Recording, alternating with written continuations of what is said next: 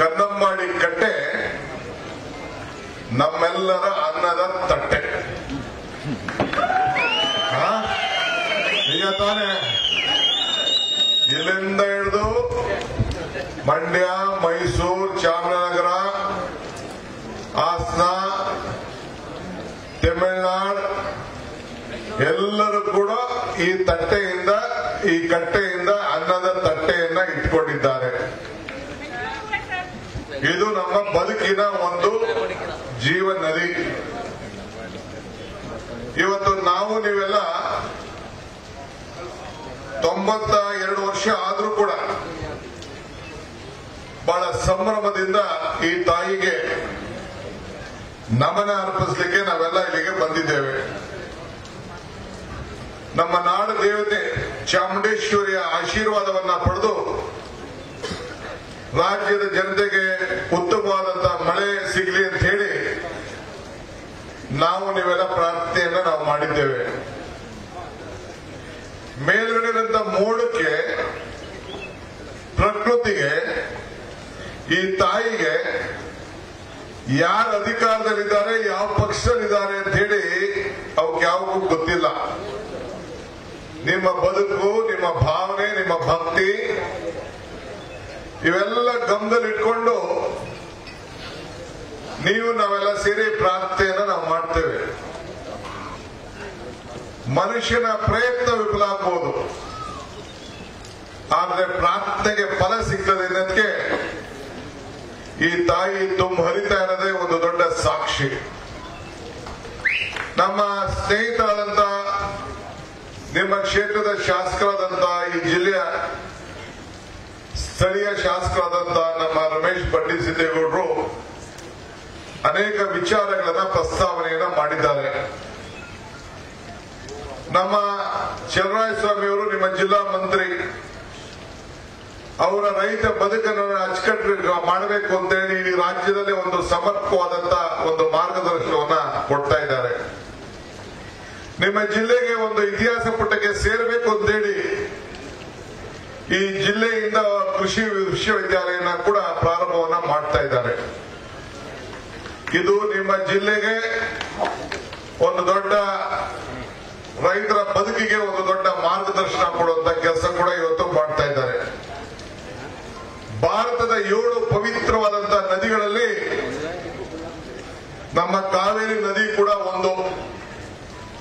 ಗಂಗೆ, ಯಮುನೆ, ಗೋದಾವರಿ, ಸರಸ್ವತಿ, ನರ್ಮದಾ, ಸಿಂಧು, ಕಾವೇರಿ, ಈ 7 ಕೂಡ ಈ ಭಾರತ ಭೂಮಿಯ ಪ್ರತಿಯೊಂದು ಜನರು ಕೂಡ ಅವರ ಬದುಕಿಗೆ, ಕುಡಿಯೋ ನೀರಿಗೆ, ವ್ಯವಸಾಯಕ್ಕೆ, ಕೈಗಾರಿಕೆಗೆ ಎಲ್ಲರೂ ಕೂಡ ನಾವೆಲ್ಲ ಉಪಯೋಗಿಸ್ಕೊಳ್ತಾ ಇದ್ದೇವೆ.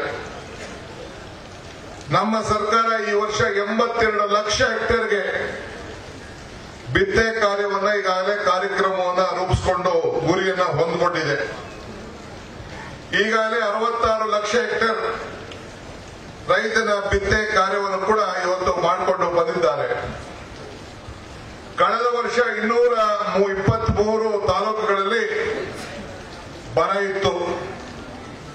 ಈ ವರ್ಷ ನಿರೀಕ್ಷೆ ಮೀರಿ ಇಡೀ ರಾಜ್ಯದ ಉದ್ದಕ್ಕೂ ಕೂಡ ಮಳೆ ಆಗಿದೆ. ಅನೇಕರು ನಮ್ಮ ಸರ್ಕಾರ ಬಂದ ಮೇಲೆ ಬರಗಾಲ ಬಂತು ಅಂತೇಳಿ ಬಹಳ ಟೀಕೆ ಟಿಪ್ಪಣಿಯನ್ನ ಮಾಡಿದ್ರು. ಮಾಧ್ಯಮ ಸ್ನೇಹಿತರಿಗೆ ಒಂದು ಮಾತನ್ನ ಹೇಳಲಿಕ್ಕೆ ಬಯಸ್ತೇನೆ, ಒಂದು ಸಂದೇಶ ಕೊಡಬೇಕು. ಟೀಕೆಗಳು ಸಾಯ್ತವೆ, ನಮ್ಮ ಕೆಲಸಗಳು ಉಳಿತವೆ. ಅದಕ್ಕೆ ಇವತ್ತು ಈ ಏನು ಒಂದು ಪ್ರಯತ್ನ ಇದೆ, ನಮ್ಮ ಈ ಒಂದು ಕಾವೇರಿ ಜಲಾನಯ ಪ್ರದೇಶಕ್ಕೆ ಒಂದು ಹೊಸ ದಿಕ್ಕನ್ನು ಕೊಡಬೇಕು ಅಂತೇಳಿ ಈಗಾಗಲೇ ನಾವು ಈ ಒಂದು ನಾಲೆಗಳನ್ನ ಶುದ್ಧೀಕರಣ ಮಾಡಬೇಕು ಅಂತೇಳಿ ಕಳೆದ ವರ್ಷ ಸಂಪೂರ್ಣವಾಗಿ ಎಲ್ಲ ನಾಲೆಗಳನ್ನ ಶುದ್ಧಿ ಮಾಡಿ ಆ ಕೊನೆಯವರೆಗೂ ನೀರು ತುಂಬಬೇಕು ಅಂತೇಳಿ ಒಂದು ಪ್ರಯತ್ನ ಮಾಡ್ತಾ ಇದ್ದೇವೆ.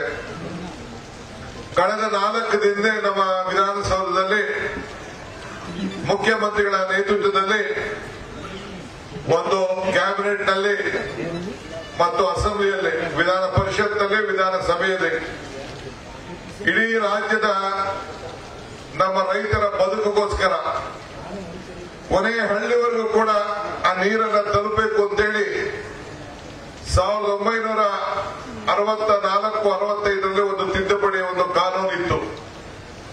ಈಗ ಕಾನೂನಿಗೆ ಬದಲಾವಣೆಯನ್ನು ಮಾಡಿ ನಮ್ಮ ಕೊನೆ ರೈತರಿಗೂ ಕೂಡ ನಾವು ಉಳಿಸಬೇಕು, ಈ ನೀರು ತಲುಪಬೇಕು ಅಂತೇಳಿ ಒಂದು ಹೊಸ ಕಾನೂನನ್ನು ನಾವು ತಂದಿದ್ದೇವೆ. ಇದಕ್ಕೆ ನಿಮ್ಮೆಲ್ಲರ ಸಹಕಾರ ಬಹಳ ಅವಶ್ಯಕತೆ ಇದೆ. ಯಾರ್ಯಾರಿಗೆ ಏನು ನೀರು ಪಾಲು ನಿಗದಿ ಆಗಿದೆ ಆ ನೀರನ್ನ ತೆಗೆದುಕೊಂಡು ಕೊನೆಯಿಂದ ಮೇಲ್ಗಡೆವರೆಗೂ ಕೂಡ ಆ ರೈತನ ಬದುಕನ್ನ ಹಸಿರು ಮಾಡಬೇಕು. ರೈತನಿಗೆ ಸಂಬಳ ಇಲ್ಲ, ರೈತನಿಗೆ ಪ್ರಮೋಷನ್ ಇಲ್ಲ, ರೈತನಿಗೆ ಲಂಚ ಇಲ್ಲ, ಈ ರೈತನಿಗೆ ರಿಟೈರ್ಮೆಂಟ್ ಇಲ್ಲ. ಈ ರೈತನ ಉಳಿಸಬೇಕು. ಇವತ್ತು ನಾವು ಅಧಿಕಾರ ಬರೋಕ್ಕಿಂತ ಮುಂಚೆ ಬಂದ ಮೇಲೆ ಮಳೆ ಬರುವುದಿಲ್ಲ ಅಂತ ಬಹಳ ಜನ ಟೀಕೆ ಮಾಡ್ತಾ ಇದ್ರು. ಅದಕ್ಕೆ ಉತ್ತರ ನಾನೇನು ಹೇಳಬೇಕಾಗಿಲ್ಲ.